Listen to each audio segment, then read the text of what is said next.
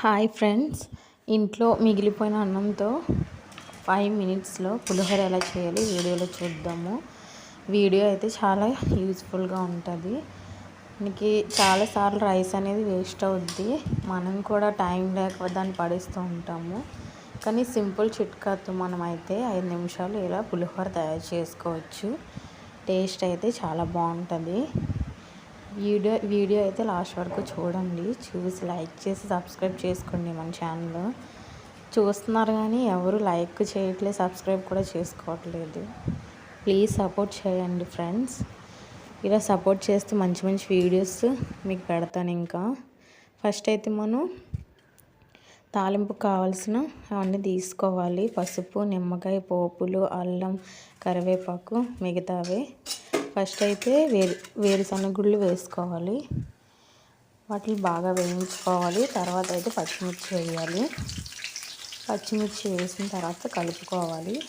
దాని తర్వాత అయితే పోపులన్నీ వేసుకోవాలి. పోపులు కూడా వాటితో కలుపుకోవాలి. తర్వాత మనం పసుపు అయితే వేసేయాలి. పసుపు పొడి వేసుకొని కలుపుకోవాలి. తర్వాత ఏం చేయాలంటే పసుపు బాగా వేసి కలపాలి. పసుపు అంతా మిక్స్ అయిన తర్వాత కరివేపాకు ఇంకా ఎండుమిర్చి అయితే వేయాలి. ఈ ప్లేట్ రైస్ అయితే నేను తీసుకుంటున్నాను. క్వాంటిటీకి తగ్గినట్టు మనం అక్కడ పోపు అయితే పెట్టుకోవాలి. దీన్ని అయితే చల్లారనివ్వాలి. వేడివేడిగా వేస్తే మనకి టేస్ట్ బాగోదు, రైస్ కూడా అంటుకుంటుంది. చూడండి, నేను ఈ ప్లేట్ రైస్ ఇంకా 1 లెమన్ అయితే సరిపోతుంది ఈ రైస్కి. సో ఇది బాగా చల్లారిన తర్వాత అయితే మనం రైస్ మిక్స్ చేసుకోవాలి. అందులోని నేనైతే సాల్ట్ ఇంకా యాడ్ చేయలేదు. నేను బాగా మొత్తం ఆ ఎల్లో కలర్ అంతా రైస్ పట్టేలాగా మిక్స్ చేయాలి.